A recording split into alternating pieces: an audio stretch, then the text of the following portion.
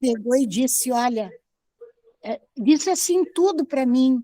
Disse, que bom, eu estou entendendo, eu sei que Deus me ama, conversou tudo aquilo que tu já pensou se eu tivesse com sentimento de culpa com o que eu teria, com o que eu disse para minha pessoa, minha família, tu já pensou? E guria saiu na hora, e aquilo foi para mim. Cada paraxá é para mim. É incrível, ele fala com a gente, e o Ai, que salmo gostoso. da gente também. E sabe Aquilo que ali você, que diz a no senhora salmo. falando pra gente, pra mim aqui, pra todo mundo, dá mais ênfase ainda pra gente continuar, porque a gente vê que a senhora é uma senhora de fé. E eu penso assim, nossa, se a senhora Dona Terezinha, 70 anos, tem essa fé e aconteceu isso com ela, pode acontecer isso comigo também, né? Então a Com gente tem que confiar certeza, mesmo, né? Confiar em com Deus. certeza. Pode crer, Mashiach está chegando, eu danço aqui com aquelas músicas racídicas que a Renata me mandou, umas músicas racídicas, porque a gente tem que escolher tudo, né? E tu não sabe o que está acontecendo com a minha família. Meu neto pegou e disse assim, a minha filha veio contar, mãe, porque ele sai comigo, às vezes ele tem 9 anos, aí ele sai comigo, aí disse que ele falou para a mãe e o pai dele, eles foram passear com o cachorro, e ele passou por um negócio da imagem lá, aí o meu neto disse assim, mãe, pai, não olha, vamos atravessar a rua, não é para passar. Como é que tu sabe, meu filho, que é isso? Eu disse, a avó falou, é idolatria, e eles atravessaram tudo com o cachorro. Que legal. Nossa Senhora. Fora o Deixa eu falar Nossa depresando que Senhora, desculpa. o Bati na boca. depresando, esses dias disseram É a força do um hábito. nome feio lá, Tchau, e aí meu gente. netinho Não, veio Shalom. vamos dar dizendo, certo. diz assim, vê Shalom, outro livro shalom a que Deus não todos. permita, desculpa. A dona Terezinha já falou Vamos como ela chegou começar, no então, monoteísmo? o nosso estudo de hoje a respeito do Sefer Bereshit, primeiro livro da Torá. Hoje, e durante essa semana, a gente vai estar estudando do capítulo 1, versículo 1, até o capítulo 2, versículo 3. Vamos estar estudando, então, a primeira semana da criação.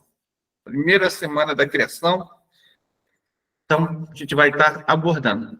Então, lá no texto sagrado, hoje a gente vai abordar capítulo 1, versículo 1, até o versículo de número 5.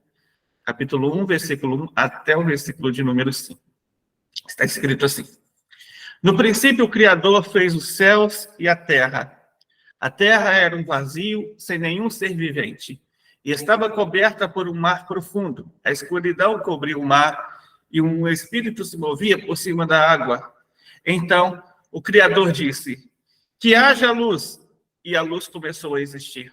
O Criador viu que a luz era boa, e a separou da escuridão. O Criador pôs na luz o nome de dia, na escuridão pôs o nome de noite. A noite passou e veio a manhã, e esse foi, então, o primeiro dia. Então, gente, o primeiro livro da Torá, em hebraico, nós chamamos de Bereshit, para a gente entender. Todos os livros da Torá, elas vão ser nomeados de acordo com a primeira paraxá de cada livro. A primeira paraxá do livro de Bereshit é a paraxá Bereshit, então, acaba dando o nome àquele livro na sua totalidade. Para a gente entender um pouquinho sobre isso, nós temos que entender o porquê, quem, o que, quando, tudo isso, para a gente poder entender um pouquinho do livro de Bereshit, a gente tem que fazer algumas perguntas. Então, o livro de Bereshit, ele vai começar o seguinte, ele vai começar falando porque as primeiras linhas do livro de Bereshit, eles vão descrever a criação do universo, a criação dos mundos físicos e dos mundos espirituais. Em português, o livro de Bereshit chamado de Gênesis, né? Isso porque a tradição grega, a partir da Septuaginta, elas procuraram separar por tema cada um dos livros da Torá, Então, como ela abordava sobre o tema do início de tudo, daí vem a palavra grega origem, né? Gênesis. Para simplificar, então, a gente vai dividir isso em algumas partes. Primeiro, Deus, então, ele começa a fazer o mundo em 6 dias. No 7º dia, ele cessa. Nós temos, na decorrer, Adão e Eva, que são criados no 6º dia e são colocados no Gaéden.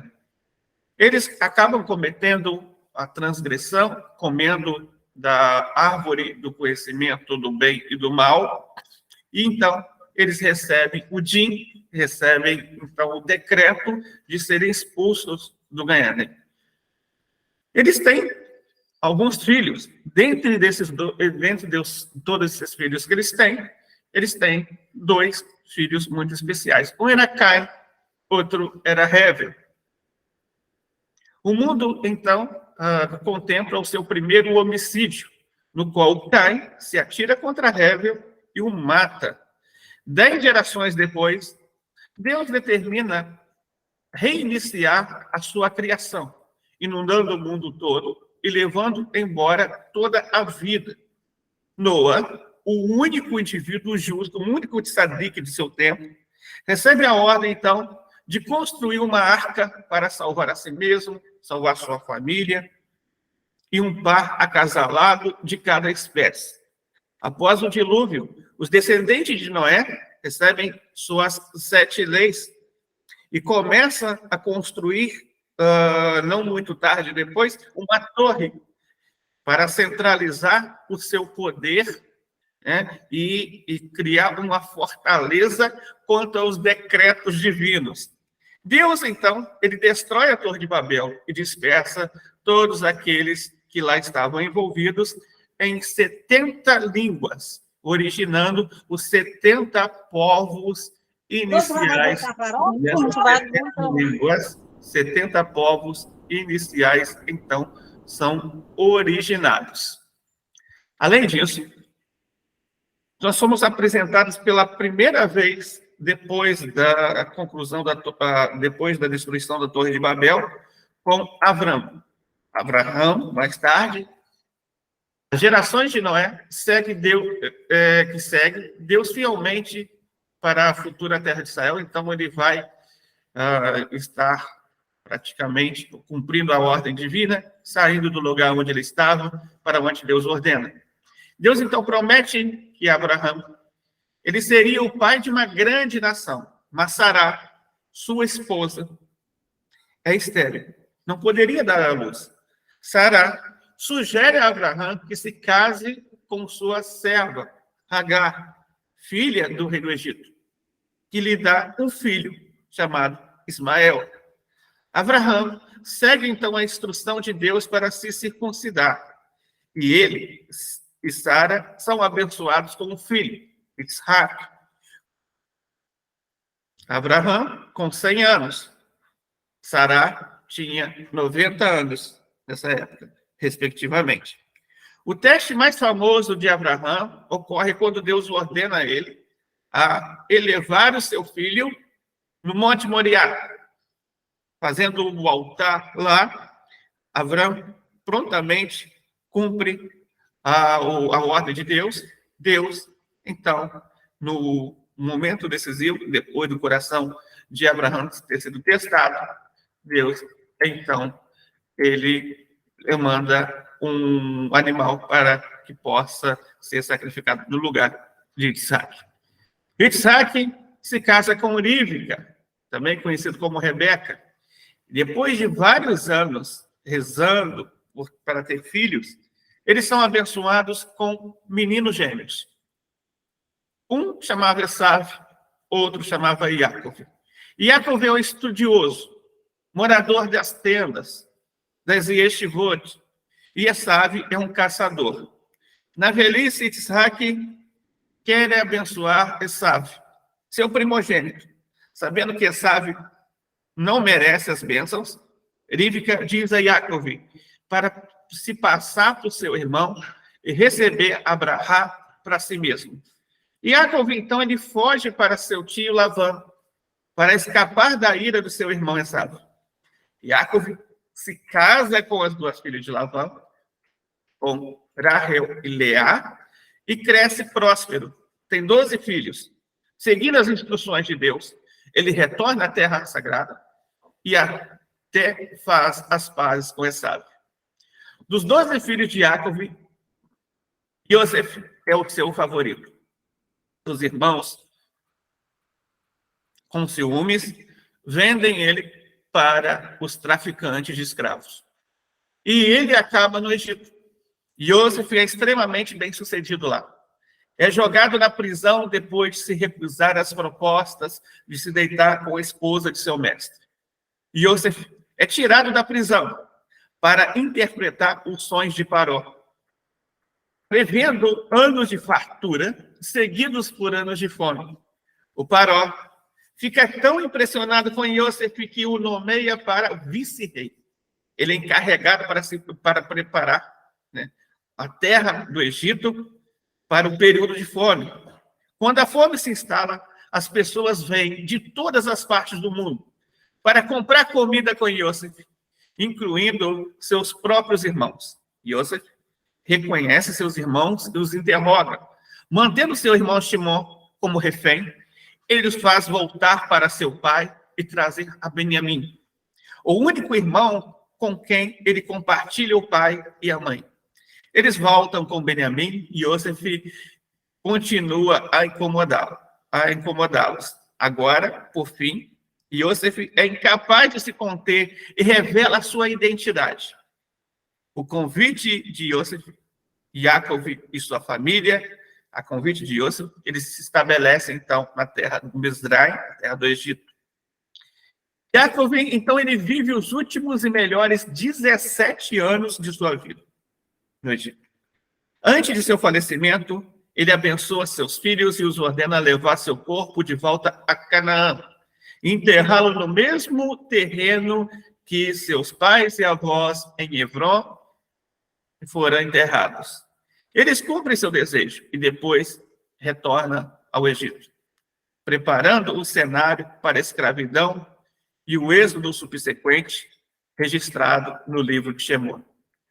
E começou com apenas um evento cósmico, termina focado em um pequeno grupo, a semente de Abraão, cujo legado moldará o curso da humanidade para todo sempre. O livro, então, de Bereshit, foi escrito por nada mais, nada menos que Moshe Rabbeinu. Moshe, nosso mestre, ele escreve, revelado por Hashem, na sua primeira subida ao Monte Sinai, onde foi revelada toda a história sagrada para ele, ele anota todos os conceitos. Vamos lembrar. Quais os conjuntos que envolvia o livro de Bereshit naquela época? Naquela época, o povo de Israel estava saindo de uma terra pagã. Estava saindo de uma terra em que tinha vários tipos de ídolos.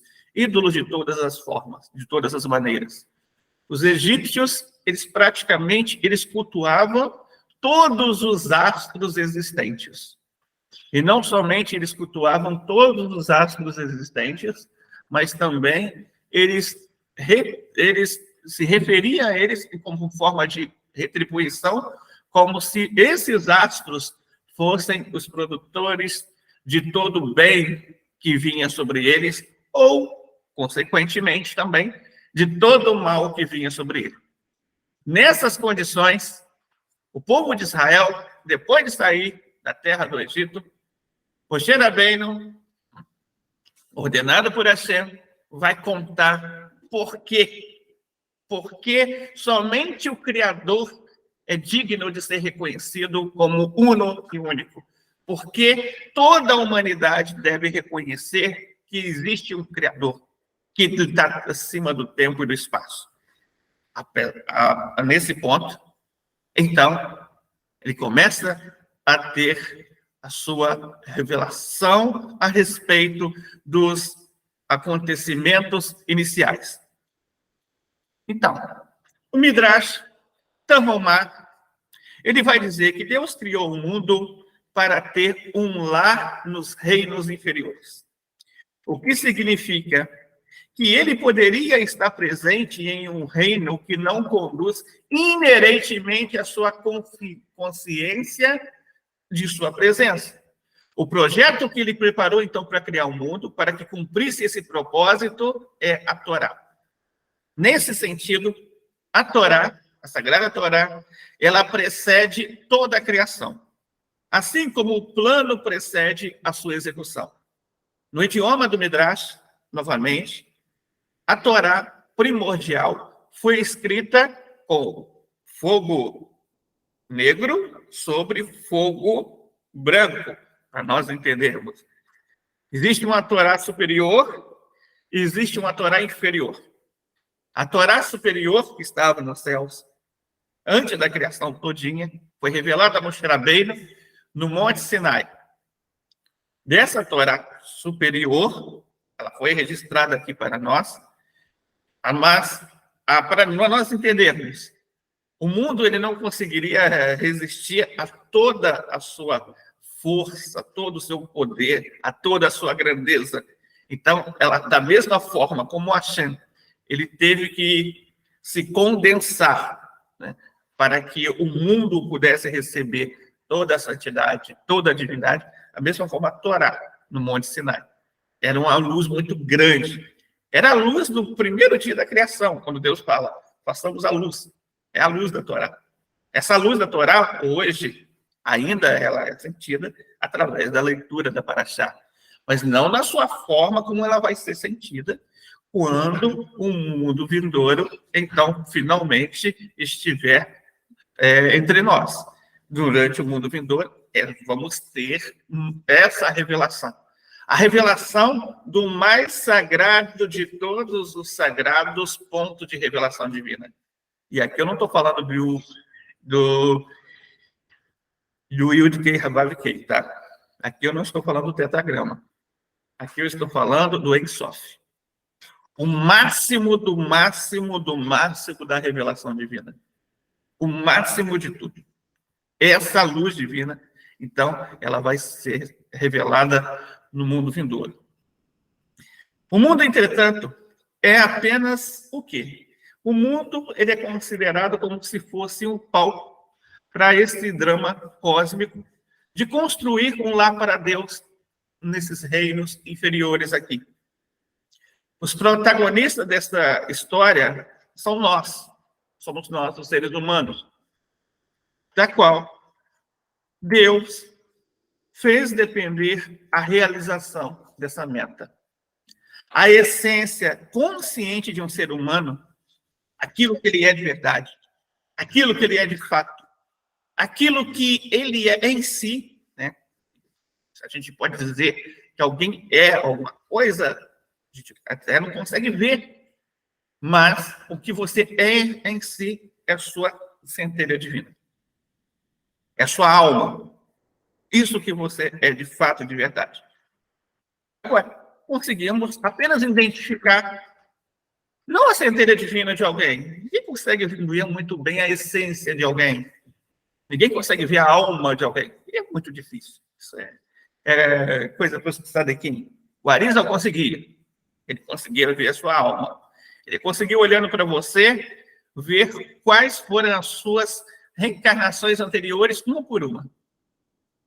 No entanto, esse nível de revelação hoje é um nível muito grande para a nossa época. Mas nós conseguimos vislumbrar cada um através de quê? Dos seus atos. Você consegue exportar, você consegue mostrar através das suas vestes da alma quem é você de fato. Assim o Criador. O Criador, ele recebe da mesma forma nomes sagrados, revelado através da Sefirot, dos seus atributos, que através desses nomes sagrados nós conseguimos aprender sobre ele. Não na sua totalidade. Ninguém consegue na sua totalidade. Não 50%, nem 50%. 1% conseguimos. 1% de quem é o Criador nós conseguimos, de fato, identificar através do aprendizado com aquilo que ele se revela na Sagrada Torá. E dessas formas de revelação, uma delas, primeira, é como Criador, de fato. Na medida, então, que o mundo foi criado de acordo com a visão divina, o propósito e os planos especificados na Torá, a Torá também ela vai constituir o guia da humanidade para viver a vida a fim de cumprir o seu propósito. No entanto, antes de detalhar todas essas instruções, a Torá ela vai primeiro descrever a criação do mundo. Primeiro ela vai falar sobre a criação de todo o nosso universo, de tudo o que existe, mostrando que existe um princípio fundamental, que para você cumprir as leis, você precisa primeiro acreditar no Criador dessas leis. Só podemos fazer desse mundo realmente um local habitável para a presença divina através de quê? Dos mandamentos. Essa é a forma da energia descer para este mundo. Ela desce através dos mandamentos. No entanto, ainda que ela desça através desses mandamentos, para cumprir esses mandamentos, você tem que ter consciência de quem outorga esses mandamentos, de como ele se revela, de que forma, de que maneira ele se apresenta na sua Sagrada Torá. Então, essa revelação é necessária para explicar como a tarefa de cumprir o propósito de Deus na Terra eventualmente exige a existência, é claro, de uma revelação especial, de uma revelação sagrada, que nós chamamos de Torá. A Torá, portanto, ela vai descrever como surgiu a necessidade do ser humano se conectar com o seu Criador. O relato da criação, ela vai estabelecer Deus, o Criador, como o verdadeiro dono de todo mundo. Essa soberania, ela permite a Deus, quando chegasse a hora, praticamente identificar, dentre de todas as pessoas, todo esse relacionamento que ele tem com toda a humanidade, a uma nação e um povo especial, o qual ele vai outorgar essa revelação especial e dar a esse povo especial a missão de estar educando toda a humanidade na conexão de reconhecer esse Criador. Então, a criação do universo físico em que vivemos, ela é uma etapa final de um processo criativo. A sua criação, ela foi precedida pela criação de vários reinos espirituais. Entre esses vários reinos espirituais está a morada das almas antes de nascerem. Cada alma é enviada a um corpo físico neste mundo para realizar sua tarefa única. Depois que a humanidade, então, ela se tornou mortal, este reino também serviria como morada para as almas que completaram sua tarefa na Terra e morreram, em relação à nossa perspectiva neste mundo. Esta morada, ela é, portanto, conhecida como o mundo vindouro. Se a alma precisa ser limpa de qualquer perspectiva materialista que ela adquiriu durante sua estada no corpo físico, ela entra, então, no Guerrinom, um reino espiritual adicional, onde ocorre essa limpeza antes da pessoa poder entrar no mundo vindouro.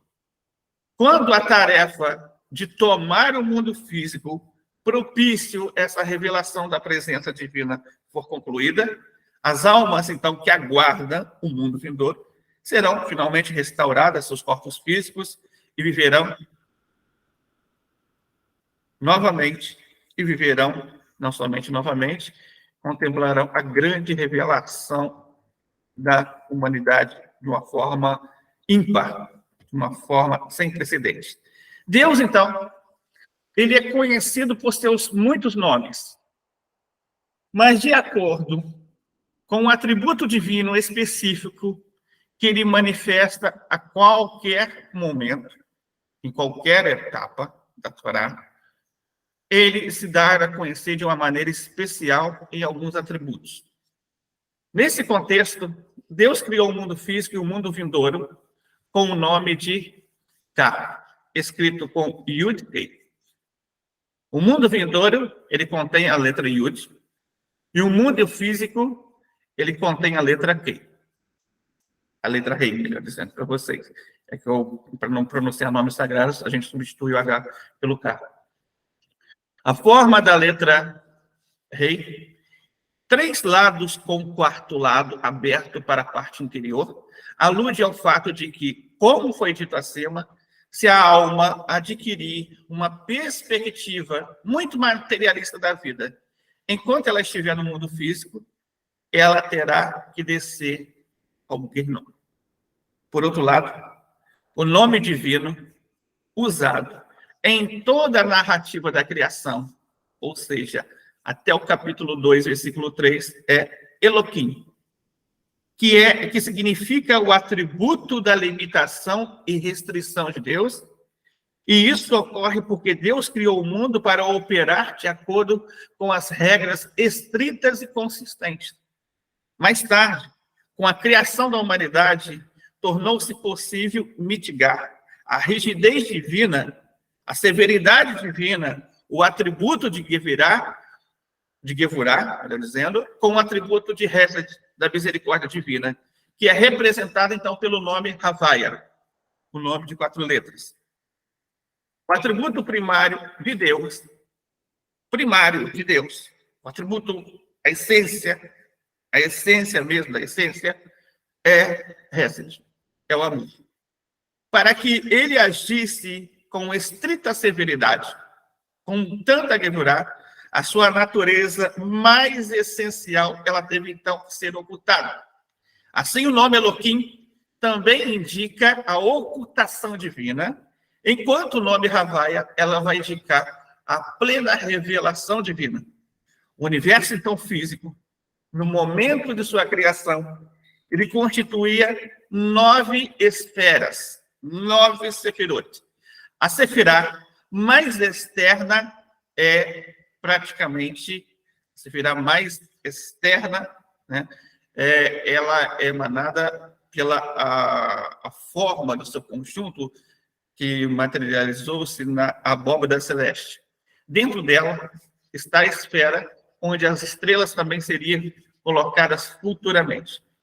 Então, esse universo, conforme nós conhecemos hoje, o universo físico, identificado a olho nu, ou identificado de formas com certos aparatos, aparelhos, pesquisas científicas, é o último, praticamente, de todos os ápices da criação divina. Mundo de Asiá. Quando nós falamos de mundo de Asiá, o mundo da ação, o mundo físico que nós vivemos, gente, eu não estou falando apenas de planeta Terra. Eu estou falando de todo lugar físico onde o ser humano pode ter acesso. E com isso, eu coloco todos os tipos de galáxias. Tudo que existe, tudo em plena existência. Todos os conjuntos de elementos, todos os elementos da tabela periódica, dos elementos químicos que existem na humanidade toda, né, estão inclusos quando Hashem fala do princípio, criou Deus os céus e a terra. Quando fala a terra, está falando do conjunto de mundo físico total. Quando fala os céus, tá? Quando fala os céus, está falando de todos os mundos espirituais existentes.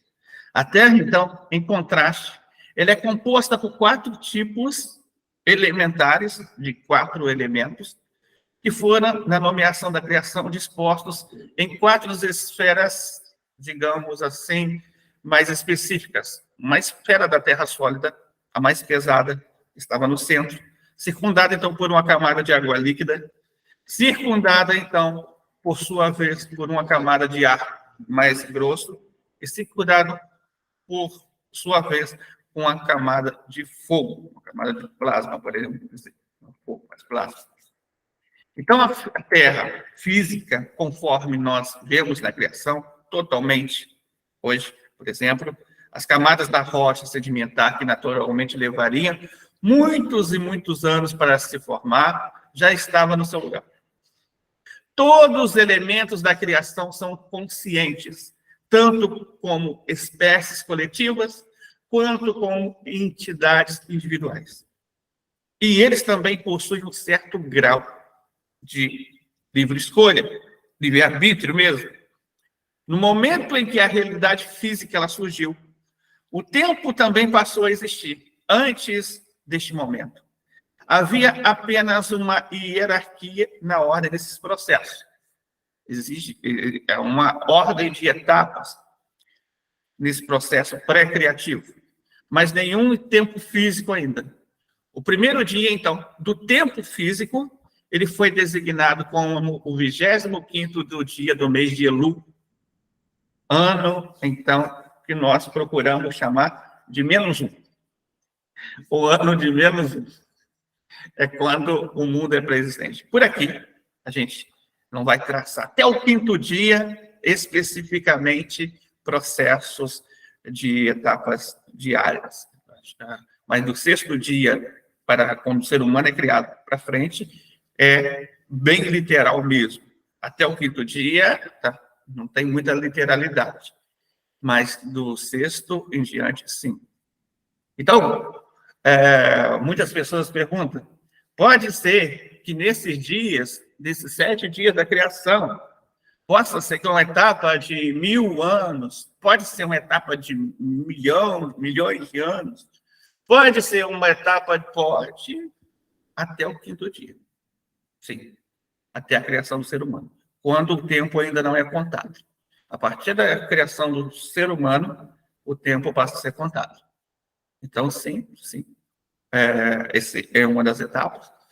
A outra, a ideia de milhões de anos, pode ter base dentro da Torá, de uma certa forma, pode ter uma certa base, no sentido de que Hashem, como nós dissemos, ele fez esse mundo pronto.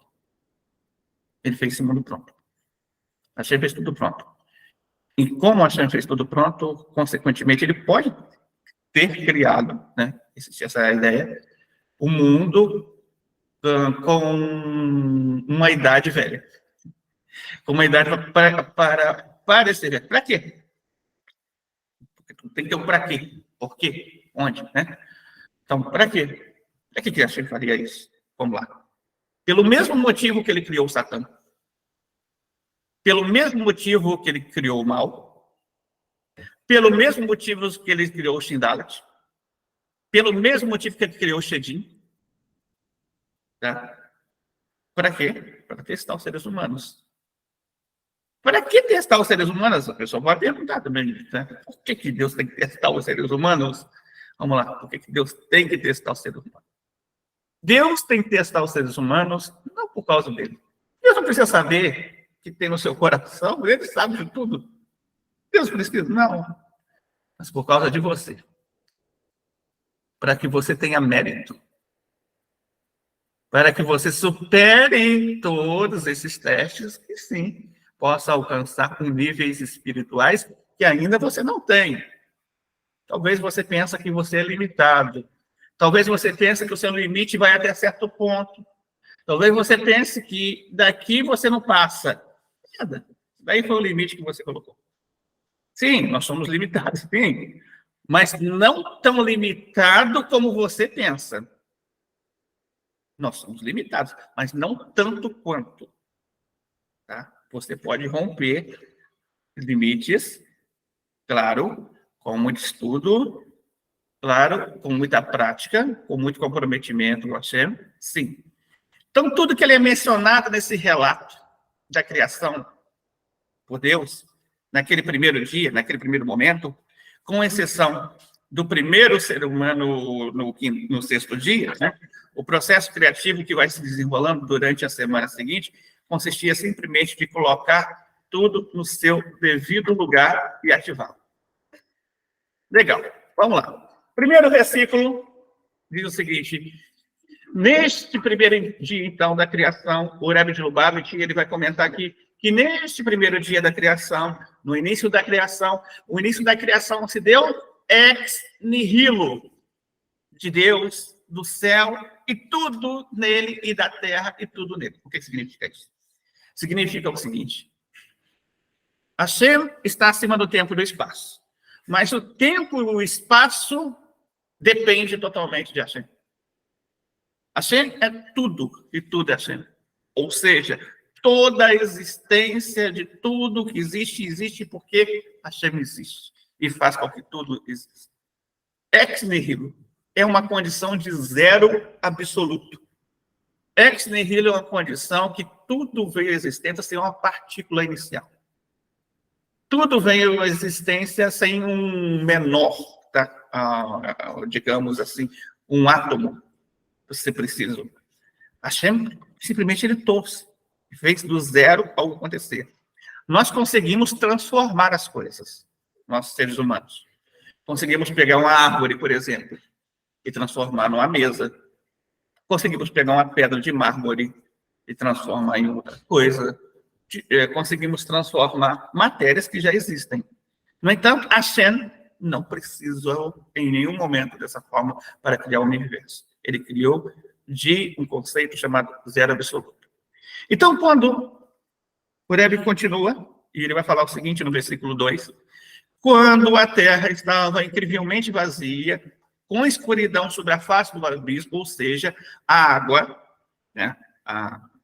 Ou seja, água, e então o Espírito de Deus, ou seja, sua intenção de fazer o mundo do seu lar, pairava sobre a superfície da água, pronto para iniciar então este processo. Deus então ele vai dizer: haja luz e houve luz. Essa luz, o Rebbe explica que é uma luz primordial. Ela não emanava de nenhum corpo celeste específico, nem do Sol, nem da Lua. Sol e Lua vão ser criados lá no quarto dia. Não foram fixados em suas órbitas desse dia, por exemplo. Além disso, ela não brilhou durante nenhuma parte física do dia.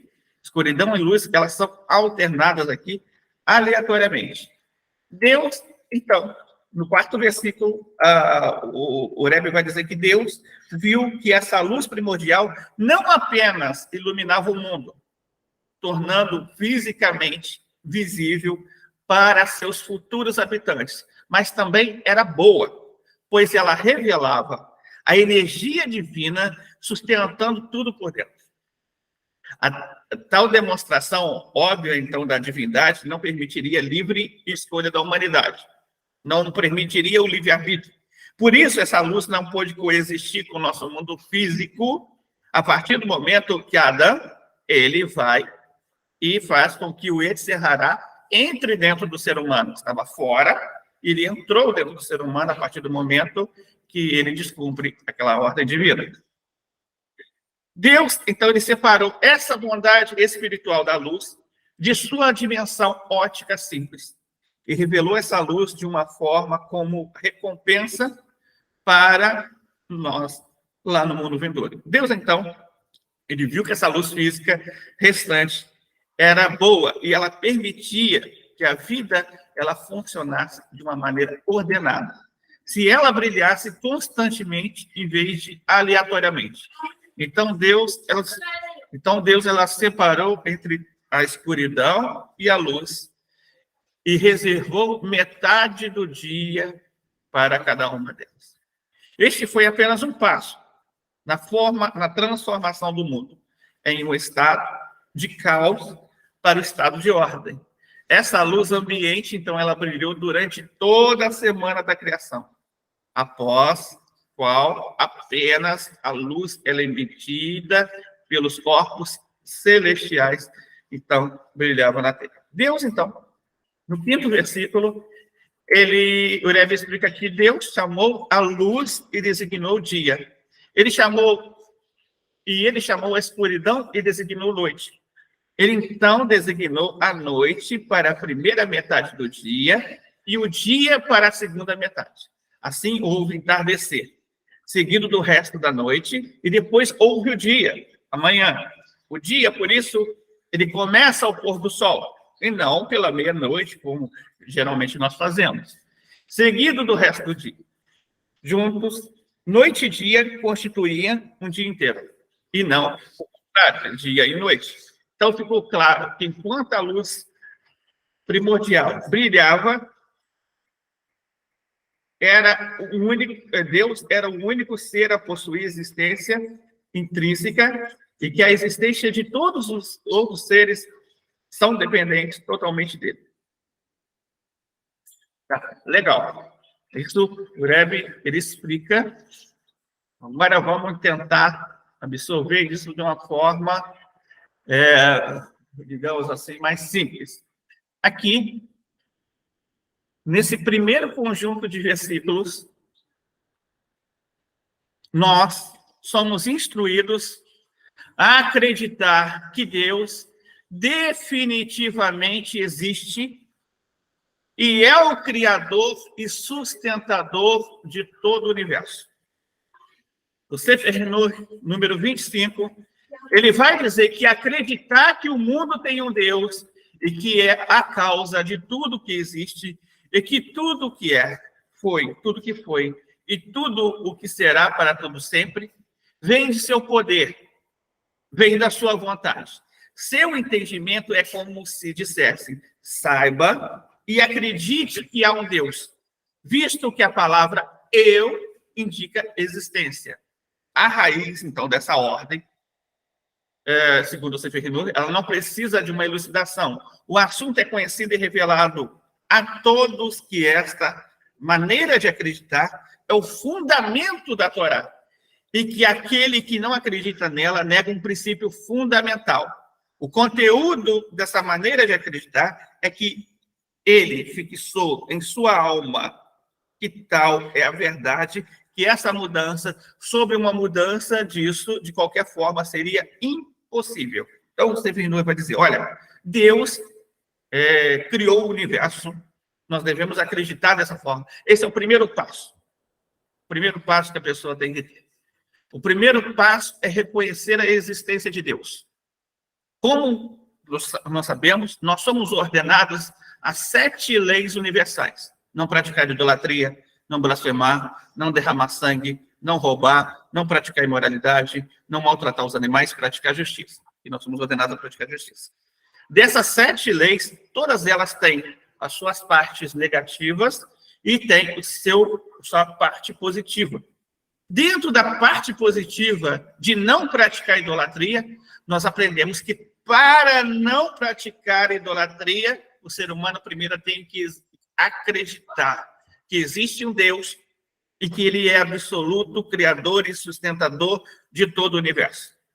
O Rambam, então, no Mishneh Torah, no Sefer Hamadá, na Avodat Kohavim, Lei de Idolatria, capítulo 1, Alahá número 3, ele vai dizer que depois que Abraão, ele começou a falar, ele começou a explorar e pensar, embora ele fosse uma criança, ele começou a pensar incessantemente dia e noite, perguntando-se como é possível que a esfera ela continue a girar sem que ninguém a controle. Quem está fazendo ela girar? Certamente ela não gira sozinha. No final das contas, Abraão apreciou o caminho da verdade e entendeu o caminho da retidão por meio de sua compreensão precisa. Ele percebeu que havia um Deus que controlava a esfera, que ele criou tudo e que não há outro Deus entre todas as outras entidades. Quando as pessoas se reuniam ao redor de Abraão, perguntavam para ele sobre as suas afirmações, ele então explicava a cada um de acordo com o seu entendimento, até que se voltasse para o caminho verdadeiro. No final das contas, milhares de miríades de pessoas se reuniram ao seu redor. Estes são os homens da casa de Abraão. Ele plantou em seus corações esse grande princípio fundamental, compôs textos sobre ele e ensinou a Isaac, seu filho, e Isaac também ensinou a outras pessoas e voltou seus corações para Deus.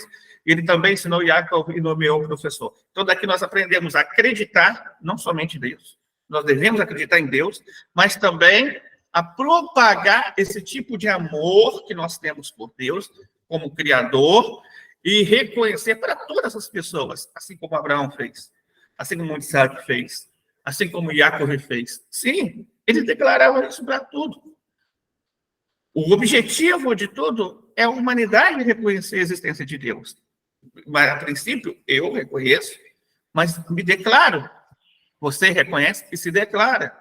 Esse ato de se declarar é um ato de vida, uma vida pública, uma vida em que você, onde você estiver, praticamente você traz essa mensagem, essa maneira de existir, na sua maneira de pensar, na sua maneira de agir.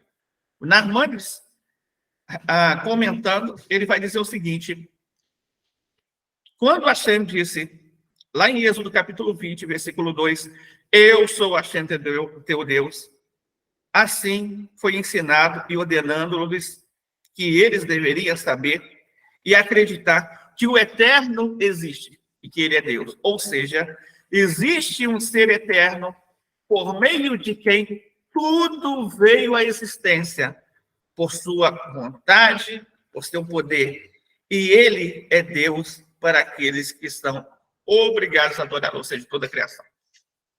Então, Narmânides, ele fala, olha, o princípio de tudo, depois foi repetido, eu sou Hashem teu Deus, é o mesmo princípio de que no princípio criou Deus os céus e a terra. Só que lá no Monte Sinai, esse princípio agora, ele tem uma forma de trazer mais luz para este mundo. Um pouquinho dessa luz primordial, ocultada lá no princípio, quando Deus falou, olha, passamos a luz, nós conseguimos trazer as centelhas dela para cá. Quando nós cumprimos os mandamentos. E acreditar, se declarar, acreditando na existência de Deus, é um desses primeiros fundamentos. O Maimônides, no Mishneh Torah, no Sefer Hamadá, Leis de Fundamentos de Torá, capítulo 1, alahá número 1 até alahá número 4, ele vai dizer que a fundação de todas as fundações e o pilar da sabedoria é saber que existe um ser primário, que trouxe à existência toda a existência. Todos os seres dos céus, da terra, e o que está entre eles vieram à existência apenas da verdade de seu ser. Se alguém imaginar que o Eterno, não existe, nenhum outro ser poderia existir. Se alguém imaginasse que nenhuma das entidades além dele existe, ele sozinho continuaria a existir. E a anulação de sua existência não anularia sua existência, porque todas as criaturas requerem a existência de Deus. Bendito seja Ele. Portanto, a verdade de seu ser não se assemelha à verdade relativa, ou seja, a verdade absoluta de Deus não é comparada com as nossas verdades relativas que nós temos, aos nossos princípios de acreditar ou não acreditar, de discordar ou não discordar. Não. É um princípio de existência. Você está existindo. Você está vivo. Você está respirando. Logo, existe o Criador para isso. Cada um pode até pensar, pode até olhar, pode achar. Talvez eu não acredito dessa forma como a Torá está colocando. Talvez eu não acredito dessa maneira. Talvez eu penso, mas será? Tudo bem. Tudo bem. Não vai estar cumprindo a mitzvah de não praticar idolatria, por exemplo. Porque a mitzvah de não praticar idolatria requer que você reconheça Deus. Requer que você reconheça Ele como Criador. Um Criador Supremo. O profeta Jeremias, por exemplo, no capítulo 10, versículo 10, ele diz, e Deus, vosso Senhor, é verdadeiro. Ou seja, somente Ele é verdadeiro. E nenhuma outra entidade possui verdade que se compare à sua verdade. E isto significa a declaração da Torá em Deuteronômio, capítulo 4, versículo 35, não há nada além dele. Ou seja, além dele, além do Criador, não há existência verdadeira como a dele. E, então, nós aprendemos o seguinte, independente daquilo que você pensa. Hashem, e Ele é o Criador, e Ele sustenta o universo. O princípio mais importante, então, nesse quesito é reconhecer. O Dr. Moshe Weiner, no Código Divino, no capítulo 1 do Código Divino, no parágrafo 1 a 6, Código Divino é um código de leis, é um Shulchan Aruch para os Bnei Noah, a respeito das 7 leis universais, tá? E ele vai detalhar a maneira correta de se acreditar no Criador e essa importância de toda a humanidade acreditar no Criador, principalmente. É um dever de toda a humanidade, um dever moral. E vai dizer o seguinte, o Dr. Moshe Weiner aqui, que existe um ser primordial, o mestre do céu e da terra, ou seja, o dono de tudo, sem corpo ou forma, com poder ilimitado e incomparável verdade eterna. Aquele que conhece e reconhece a existência do único Deus, aceita seu reinado e sua autoridade constante, e observa cuidadosamente os 7 mandamentos de Noé, dados por Moshe. É chamado de um piedoso, ou seja, entre as nações, um justo entre as nações, e merece uma parte no mundo vindouro. Então, quem merece uma parte no mundo vindouro? A pergunta é quem? Quem merece? Aquele que reconhece o Criador. Aquele que diz, eu reconheço Deus. Mas não basta reconhecer. Veja, o Código Divino ele vai colocar, sem corpo ou forma. Eu não posso acreditar que Deus ele se materializou, ou que Deus nasceu, ou que Deus morreu. Acreditar que Deus nasceu é idolatria. Acreditar que Deus se limitou a um corpo físico, se encarnou, né, é idolatria. Acreditar que Deus ele morre, né? Imagina, um Deus morreu e por, digamos assim, um período mais ou menos de um dia. Olha só, olha o tamanho do pensamento das pessoas, né? 3 dias, né? Então, a humanidade existiu 3 dias sem Deus. Né? Grande Deus, esses que eles criaram. Então, se você pensar. O Criador não depende disso. O Criador existe independentemente de precisar se limitar a qualquer coisa. Deus não se limita. Likutei Torá. Você abre aqui, tem muita coisa assim. A gente aqui, só for abordar, eu pensei que abordando alguns por partes menores, a gente conseguiria pegar muita coisa, mas tem muita coisa. É muita coisa mesmo. A Torá, ela é infindável. A Torá, ela tem um conhecimento que nunca acaba. Então, se a gente vai abordar aqui, no Shabbat de manhã a gente volta a abordar alguns pontos importantes, mas para a gente chegar, tem que chegar a uma conclusão, né? E vamos lá. Eu sou Deus, seu Deus, está em Likutei Torá, capítulo 4, versículo 18a-b. Eu sou Deus, seu Deus significa o quê? Alegoricamente, isso significa que a entrega da Torá, o nome Havaia tornou-se operativo. Todos nós possuímos intrinsecamente a capacidade de alinhar toda a nossa gama de poderes psicológicos com os poderes divinos, aludidos nas 4 letras deste nome. O Yud, o que indica o Yud? O Yud, ele indica Rokhmah. A Rokhmah, ela é o poder de acessar o nível supraconsciente da alma divina, que nos liga intrinsecamente a Deus. E isso é expresso como o poder de superar todos os obstáculos para cumprir nosso propósito divino, mesmo que isso exija uma condição além dos limites normais. O rei, o que indica o rei? O rei, ele indica Binah, que é o poder de entender a divindade e conhecer a Deus. O Vav, ele indica o poder de orientar nossas 6 emoções em direção a Deus, tornando o objeto de nosso amor o objeto de nossa reverência, de nossa compaixão, de nossa confiança, de nossa devoção e lealdade. E o rei final, né?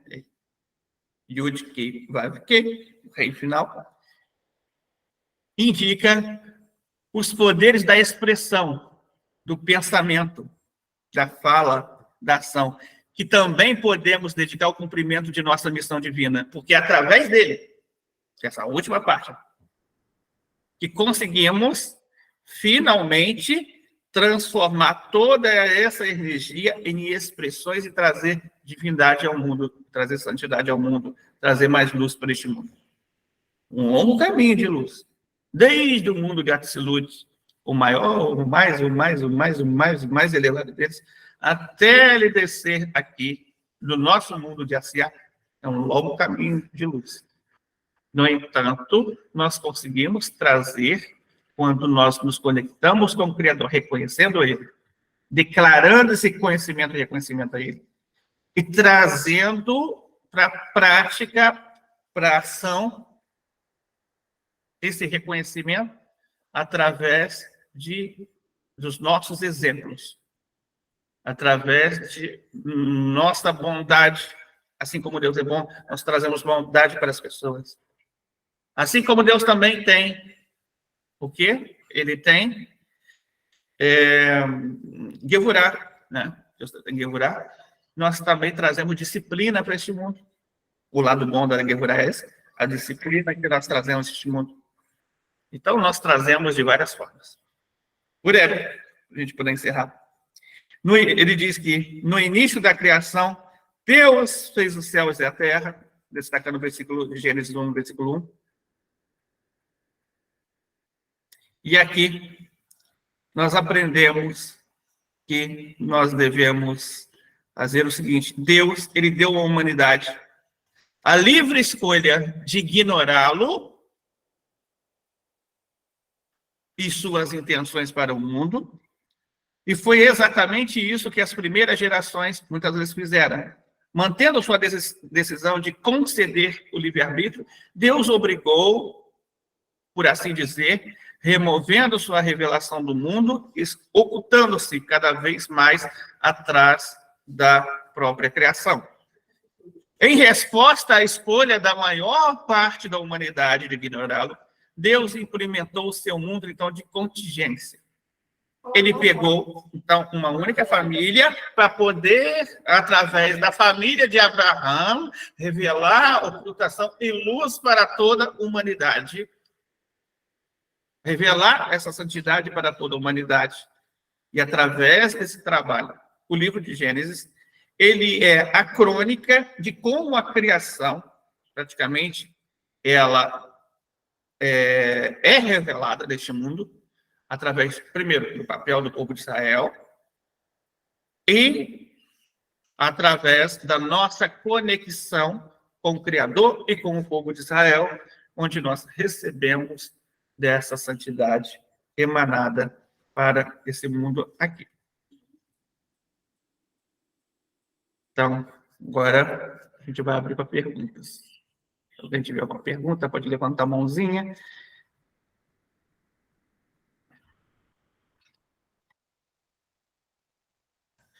Andréia, pode falar. Shalom, Moreira, bom dia. Shalom a todos. Ô, Moreira, quando o mundo tiver passado pelo processo de restabelecimento, haverá noite ou vai ser dia o tempo todo? Ótima pergunta. A luz primordial vai ser devolvida para o mundo, no mundo vindouro. A luz primordial é a luz que existia quando Deus fez haja luz. Essa luz primordial, ela foi ocultada. Mas quando ela existia, até o momento em que Adão ele comeu da fruta, ela existia ali. No Jardim do Éden, existia uma grande luz muito intensa. A luz era muito grande. Existia a noite, mas a noite não parecia noite. Entendeu? Essa é a diferença. Então, por isso, a gente pode haver noite, mas a noite não vai parecer tão noite. Por causa dessa revelação grande. Tanto que, como que a vela de Ravidalá surge? Depois que essa luz foi retirada, aí sim o Adão viu o que era a noite de verdade. Ele ficou assustado, ele pensou que ele tinha morrido. E dentro de uma caverna, a Shem fala, olha, pega uma pedra e pega outra pedra, bate uma na outra. Bateu, fez fogo. Desse fogo, ele acendeu uma tocha. Daí nasce a Ravidalá, que nós fazemos no fim do Baruch Shabat, por exemplo. Por quê? Ele precisou, necessariamente, trazer o fogo como alternativa à falta que essa grande luz fazia. Agora, essa luz pode ser encontrada hoje, parte dela é encontrada. Na Torá, nós encontramos parte dessa luz. Parte dessa luz nós encontramos quando nós também trazemos luz para este mundo. Quando a gente vai trazer luz para este mundo, que luz é essa que a gente traz? É uma pergunta. Que luz é essa? Fulano, fala que você traz divindade. Que divindade? Que luz? Que santidade é essa que você traz para este mundo através das mitzvot? São centelhas dessa luz primordial. Então é isso. Baruch Hashem. Obrigada, Murilo. Nada. Ronald.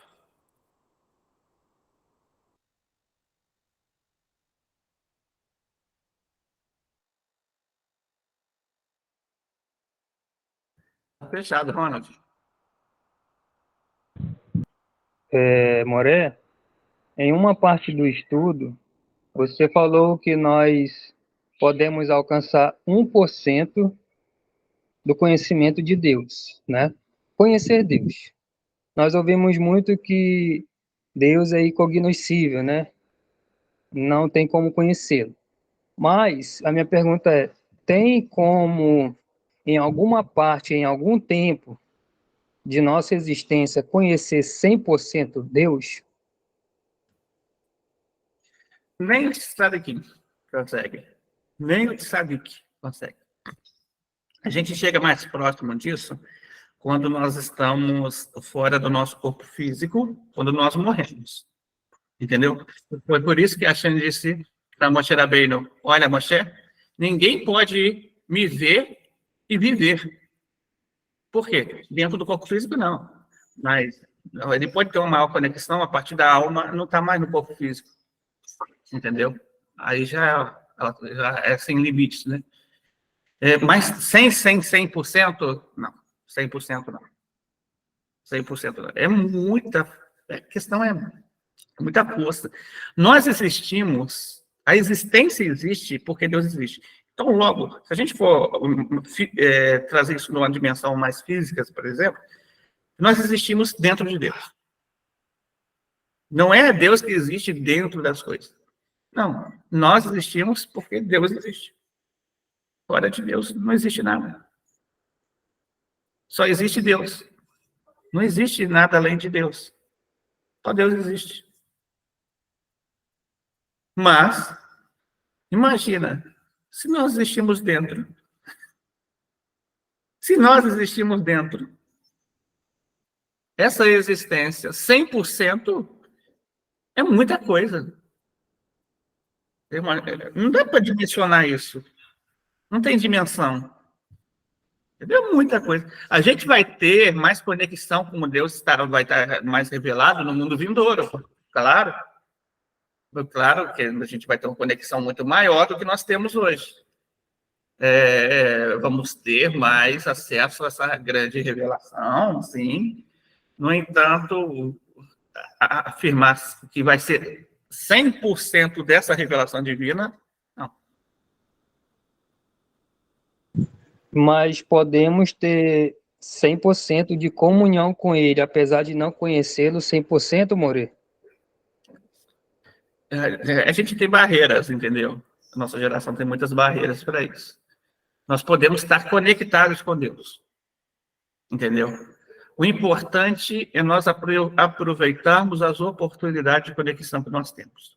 Quando nós sentimos que estamos bem conectados com Deus, é fazer com que esses momentos se estendam. Ou seja, aproveita ali a força, aproveita ali o desejo E apega-se ao máximo de coisa boa naquele momento ali. Faz o máximo de prece, recita o máximo de salmo, cumpre o máximo de mitzvot, faz o máximo de atos de bondade, faz tudo aquilo vai estendendo, entendeu? Não vai deixar limite ali, não vai deixar espaço. Esse Hará precisa de espaço para trabalhar. O bloqueio é isso, é o Yetzirah, nesse tempo que nós estamos. No mundo vindouro, o Yetzirah, existem algumas correntes que dizem que o Yetzirah vai desaparecer. No entanto, quando a gente fala de Hassidut, a Hassidut concorda que o Yetzirah não desaparece. Ele se transforma. Ele vai ser transformado em algo positivo. Essa força, porque ele tem força. O Yetzirah tem força. Agora, essa força ela pode ser usada por bem ou por mal. Depende de como a gente pega essa força e utiliza. Né? Porque tem muita força. Olha só, você quer levantar da cama, o Yetzirah fala, não, fica. E acaba te vencendo muitas vezes. Então ele é forte, não é? Ele é forte. É verdade? Então, em si, pegar dessa força que ele tem e usar para o bem, pega da força dele. Eu vou pegar essa força desse Yetzirah agora e vou levantar com toda a vontade. E pum, coloca de pé e pronto. Olha, eu usei a força que era dele. Então, esse é o segredo. Só para terminar, realmente é verdade o que você falou sobre Yetzirah, Moreira. Eu tolamente tentei destruir o meu Yetzirah, né? E eu vi que eu estava sendo destruído por ela, porque é uma força muito forte, negativa, né? Cada um tem a sua, né? E eu parei de fazer isso. E quando eu percebi, eu entendi que eu tenho que trabalhar essa força para ela, como você falou, Moreira, ser transformada no processo gradativo e levar ela a fazer o bem e não o mal, eu comecei a vencer, eu comecei a progredir. Shalom, agradeço, Moreira. Obrigado. De nada.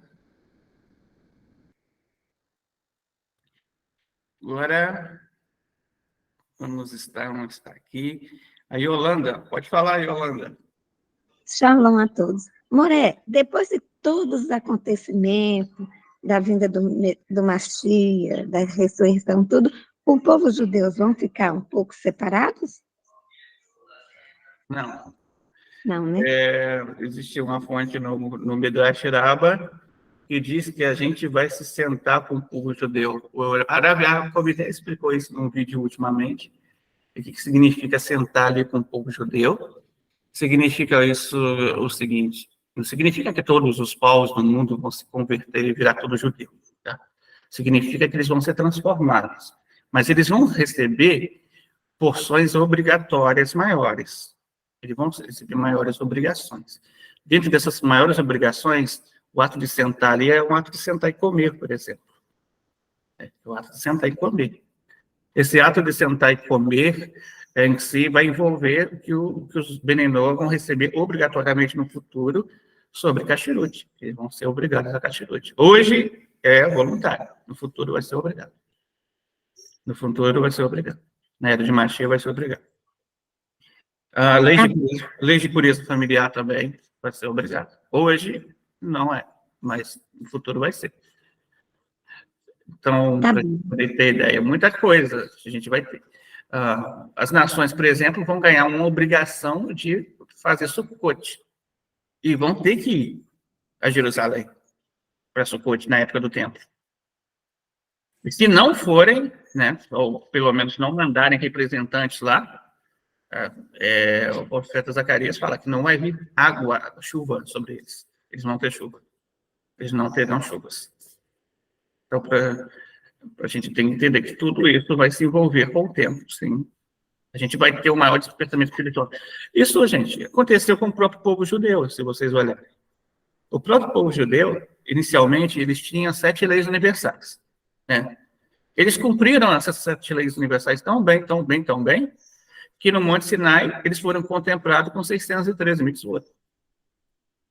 Então, é o mérito do trabalho e da recompensa. A lei da recompensa é uma lei bem explícita na Torá, né? Tudo que você faz, com o tempo, ele vai te trazer certas recompensas e grau maiores de níveis. Existe uma questão sobre os tzadikim, tá? Os tzadikim, no mundo vindores, eles vão estar um pouquinho mais separados, até do povo judeu. Até do povo judeu. Tá? Porque eles vão atingir um nível muito grande. É isso, aí sim. Mas, quanto a nós estarmos mais separados do povo judeu, essa separação que se dá aí, hoje, é muito em torno de leis a respeito de pureza e impureza. Né? A respeito de pureza e impureza. A gente vai adotar um monte de leis a respeito disso que vai conseguir remover esses obstáculos com o tempo. Especialmente na era de Mashiach. Felipe. Oi, bom dia a todos. Sobre Bereshit, eu tenho uma dúvida, aproveitando que você está falando sobre esse tema. Os 4 rios passam pelo Jardim do Éden. Eu não sei se isso é literal ou se é metafórico, ou se tem algum segredo aí, porque parece que 2 desses rios passam no Iraque hoje em dia, né? E os outros 2 eu não sei. Qual a explicação para esses 4 rios? A explicação é que seria mesmo quando o Gan-Eden que estava neste mundo, ele era geograficamente bem próximo à região ali do Oriente Médio.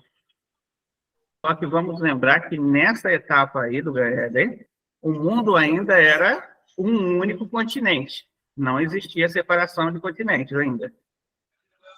Não existia América, Europa, não. Era tudo Era Pangeia, parece, né? É a Pangeia. Era tudo a Pangeia. Os continentes acontecem no pós-dilúvio por causa da catástrofe e proporção que foi o dilúvio. Acaba distribuindo isso em continentes. Então, mas o Gan-Eden, após Adam Arishon sair, ele foi retirado desse mundo. Hoje o Gan-Eden está nos mundos espirituais. Tá. Então, ele estava ali, depois não passou a não estar mais, né? Isso. Tá bom, obrigado. Fabiane. Moré, assim, quando acontecer a era do Mashiach, que o Mashiach se revelar e acontecer a ressurreição dos mortos, após esse acontecimento, a gente entende que Hashem vai se revelar para a humanidade. Essa revelação dele se dará novamente através da Shekhinah ou ele usará outra maneira para poder se apresentar para nós? Através da Shekhinah, ela já vai estar presente na era de Mashiach, no templo sagrado. A partir do momento que o templo sagrado for reconstruído, o povo judeu volta para a terra de Israel, a Shekhinah volta juntamente com o povo judeu para a terra de Israel. Normalmente. Essa revelação aí, ela é o nível de Ein Sof, como eu disse. É o nível da luz divina infinita que a Torá, ela é específica no Tânia, né? No Tânia, que ela foi condensando, e que essa luz infinita é que faz com que tudo continue a existir. Esse nível aí, ele vai ser alcançado no mundo vindouro. Essa revelação aí é maior do que do tetagrama, por exemplo. Muita gente acha aí, fica discutindo, o pessoal fica discutindo. O nome do tetagrama, esse. Deixa ele discutir. Ele nem sabe que tem um nome que é maior ainda que o tetagrama. Tem uma revelação maior do que o tetagrama. O Ein Sof é maior. Então, gente, para que discutir esse é o nome, esse é o nome? Mais importante que conhecer o nome é conhecer o dono do nome. E isso, enquanto você está discutindo o nome, infelizmente, deixa de conhecer o dono.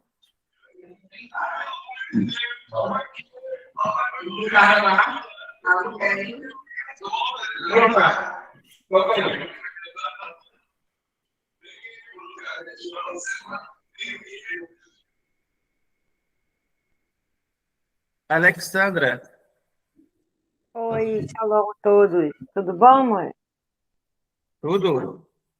Então, a minha pergunta que está lá em Levítico 23, acho que é 23, 29, que diz que assim, que o delito de alguém pode até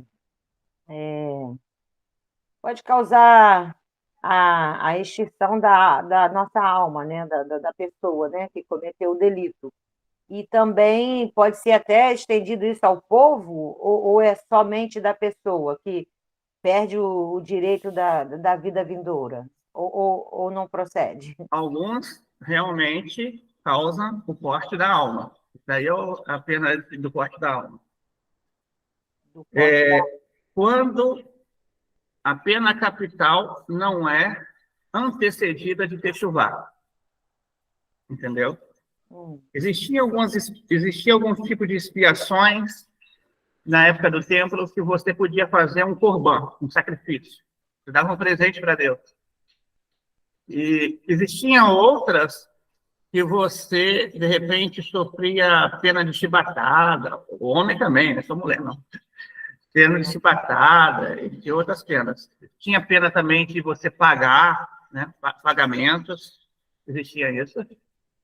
E existia outros tipos de penas que era só pena capital, não existia nem corban para aquilo. Era só pena capital. Dentro dessa só pena capital que você tinha aí, se a pessoa ela não fazia techuvá, ela recebia o corte da alma. Se a pessoa ela fazia techuvá antecipada, ela não recebia corte da alma. Ah. E existem tipos de transgressões, está lá no livro de Techuvá, lei de Techuvá, o Rambam vai explicar sobre isso, e vai falar o seguinte: existem algumas transgressões, tá, que bloqueiam a Techuvá. E, por exemplo, não é que não tem perdão, não, mas o coração fica um pouco semelhante ao do faraó. Lembra quando a Hashem foi lá e não deixou que o coração dele se arrependesse durante o tempo? Pode ficar assim. Era possível o faraó se arrependesse, se ele quisesse, mesmo assim. Mas ele tinha um bloqueio muito duro. As cascas se endureceram. A penetração da luz foi mais difícil. Foi isso que ocorreu. Onde nós encontramos isso? Quando esse bloqueio acontece? Em que maneira ele vai acontecer? De que forma? Quando uma pessoa conhece a Torá e ela se volta contra a Torá. Sim. Quando a pessoa ela conheceu a Torá, conectou com a Torá, experimentou a luz divina, no entanto, ele voltou as costas para a Torá, abandonou a Torá. Ele experimenta essa parte mais severa aí. E, sim, pode ter a alma cortada. Sim. Outra pergunta é assim, quando, por exemplo, se a gente morre com 80, 90, 100 anos, essa alma, nossa alma, ela, por ter morrido com essa idade, ela também tem essa idade, ou ela não tem idade, ou ela volta ou não volta, ela é um sobrenatural que pode voltar ainda, ou independe da idade, a alma não tem essa idade também, não teria essa idade? Não, nós temos idade no corpo físico, a alma não tem idade, tá? E ela poderia idade, voltar. Cronologia, corpo físico. A necessidade de voltar para reencarnar novamente é a necessidade de cumprir missão que não foi cumprida. Entendeu? Quando a pessoa precisa se aprimorar novamente porque deixou de cumprir alguma coisa. Aí sim, tá? A pessoa, digamos, se faltar só uma coisa para ela cumprir, faltou só uma coisa, quando ela cumprir, a missão dela está completa, aí ela falece. automaticamente. Cumpriu a missão total. Não tem mais necessidade dela viver de novo. Então, ela vem falecer. Esse é o propósito da reencarnação. A pessoa cumprir algo que ela deixou de cumprir. Digamos, vamos dar um exemplo aqui. Os Beninu, ele tem que cumprir as 7 leis de acordo com as suas ramificações. Quando você cumpre as ramificações sobre uma lei, você cumpre aquela lei. Digamos que um Benu, por exemplo, ele fizesse muito daquelas coisas que está lá em todas as leis, né? Digamos que ele praticou muito das leis de não praticar idolatria. Quase tudo. Ele só esqueceu de cancelar a idolatria. Só esqueceu de, por exemplo, queimar um livro idólatra que ele deveria ter queimado em casa. Então, ele precisa voltar. Precisa voltar para isso. Ele vai crescer sob as mesmas condições, sobre as mesmas etapas para vencê-las. Né? Eu vou dar outro exemplo aqui. O judaísmo encara o suicídio de uma forma bem diferente daquilo que as nações encaram.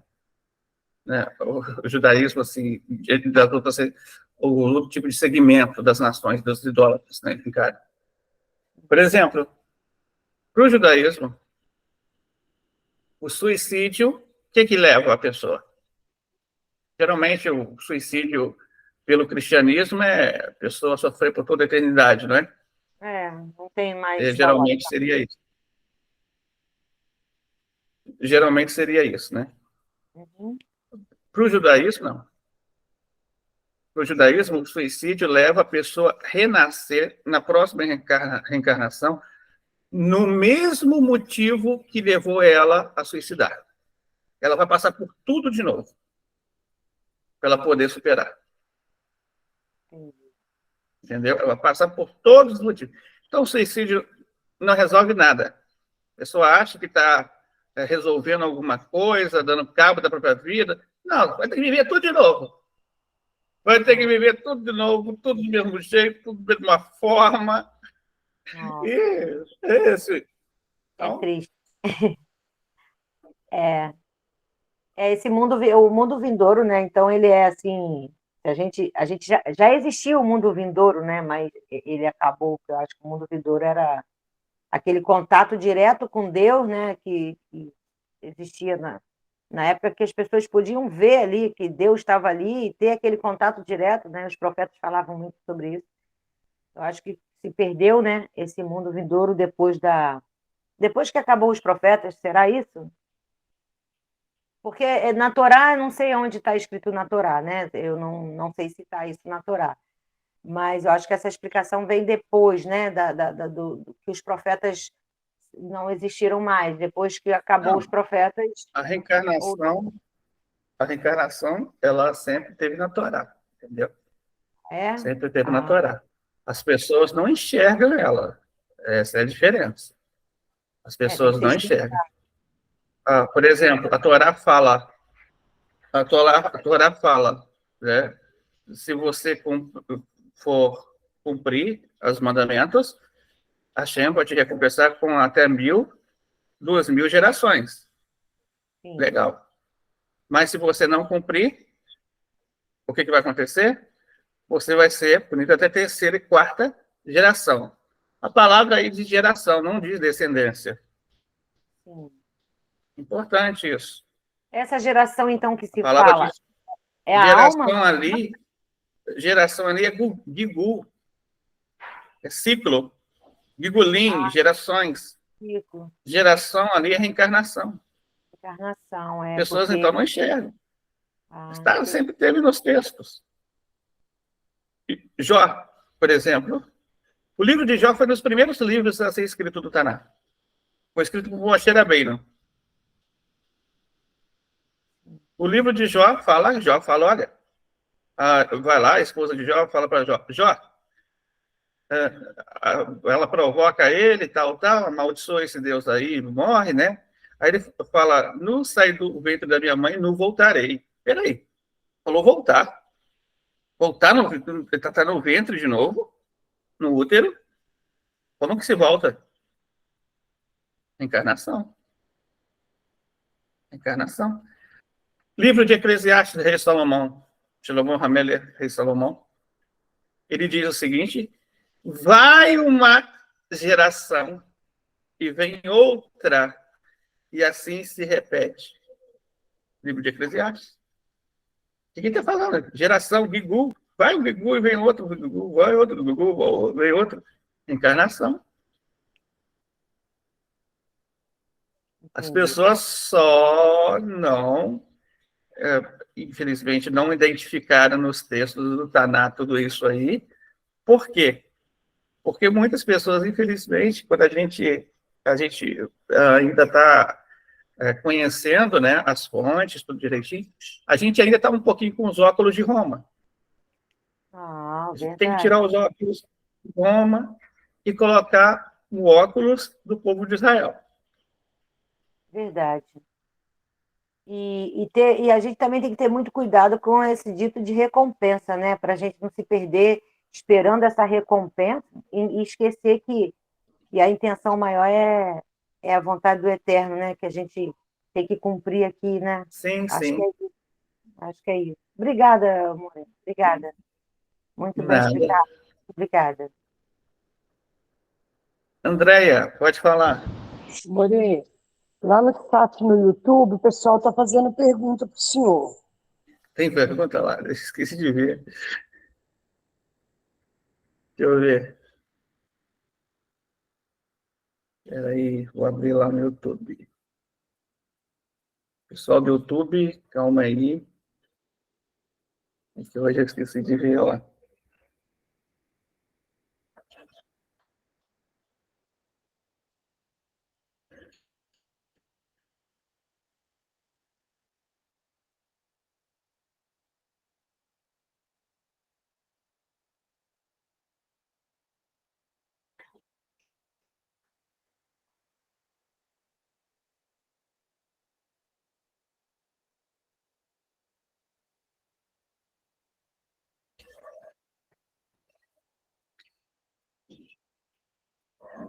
Vamos lá. Tem umas perguntas aqui, pessoal do YouTube, vamos lá.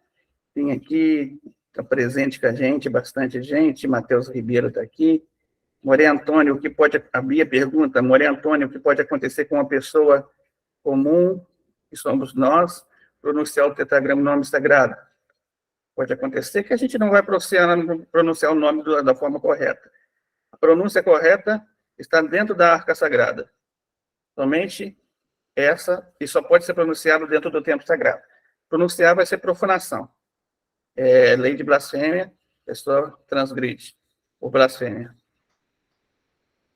Quando a Torá fala que levou 6 dias, esses dias não é literal? Então, existe uma discussão sobre isso.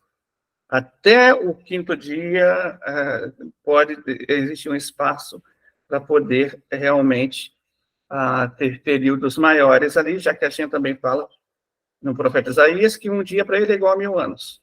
Mas a partir da criação de Adão, sim, aí já tem bastante literalidade. Para viver o resto do planeta do homem, deve plantar para comer. Como é que é? Moré Antônio, porque tudo só ficou pronto no jardim chamado Éden, o consumo do homem para viver e no resto do planeta. Porque é o seguinte, tá? Vamos entender o seguinte.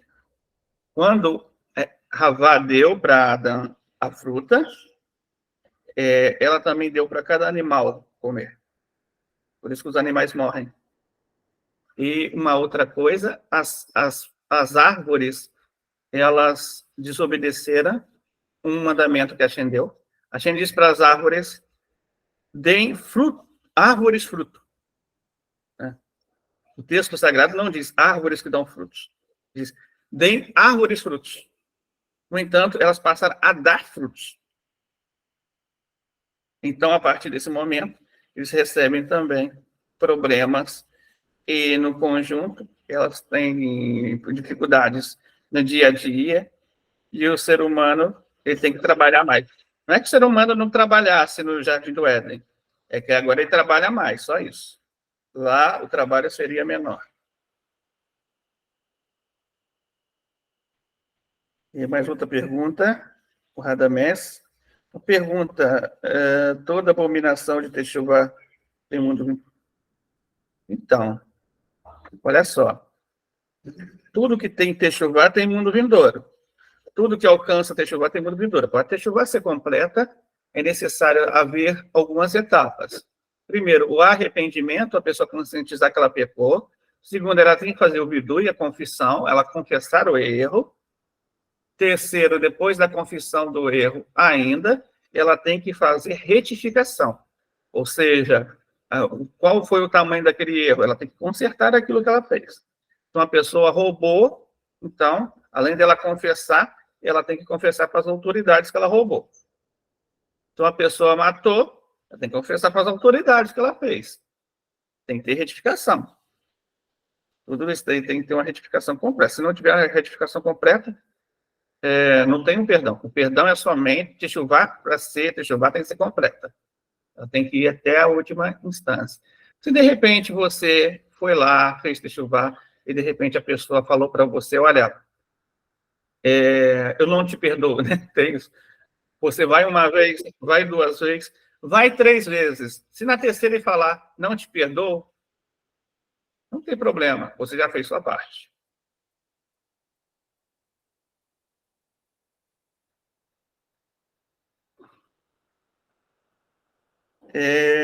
Moré Antônio, todas as linhas judaicas concordam com a reencarnação? Sim, todo o judaísmo ortodoxo concorda com a reencarnação.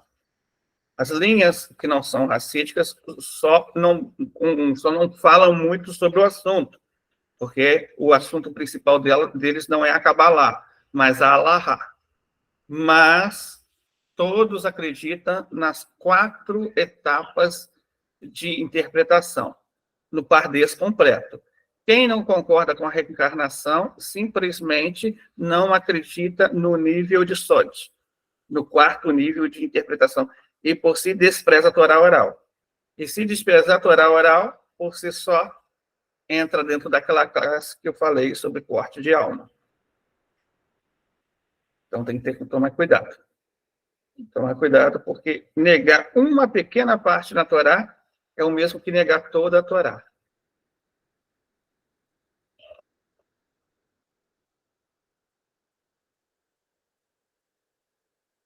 Malu, pode falar. Boa tarde, pessoal. Não, é bom dia. Professor, saindo um pouco desse contexto, mas voltando novamente, o que Deus quis nos passar com a criação do mundo em 6 dias, porque assim, ele é o Todo-Poderoso, né? Ele faz tudo em questão de instantes, segundos, milésimos. O que é nos passado através disso, que ele fez o mundo em 6 dias e descansou no 7º dia? O que nós, a humanidade, temos ou teríamos que aprender em relação a isso? Ele quis passar o seguinte: Deus não precisa descansar. Deus não cansa, né? Ele não é físico, ele não cansa. Mas ele quis dizer o seguinte, que completou a criação.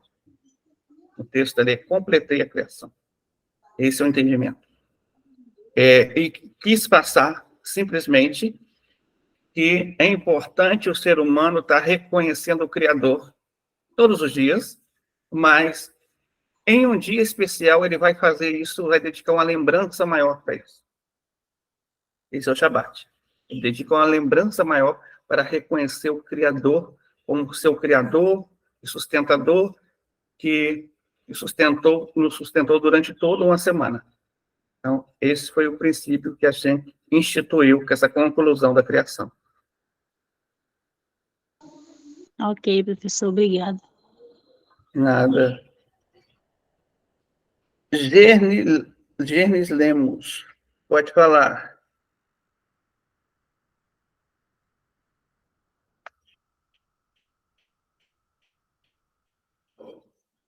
Tem alguma pergunta, Gerni?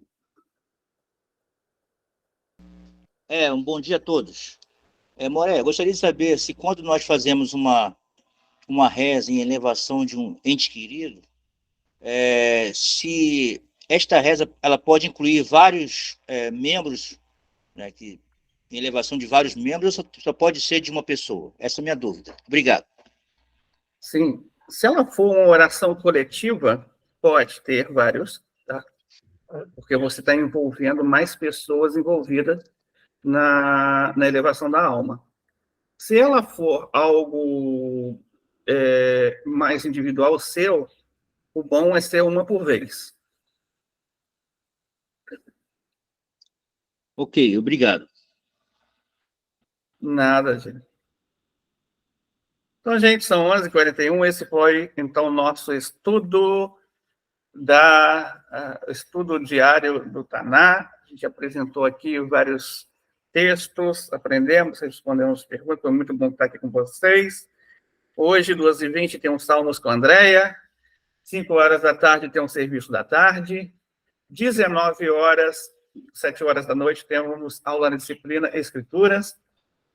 20h, aula na disciplina Avodá. 21h, aula na disciplina Dinim. Lembrando que estamos também na campanha do agasalho. O Pix para participar da campanha é aquele mesmo Pix do Lucas, filho da Vânia, né, no qual vocês podem estar fazendo uma doação, e essa doação será revertida para pessoas que estão precisando ser aquecidas nesse inverno e vivem em momentos de vulnerabilidade social. Então, a gente vai estar se dedicando também à campanha, tá bom?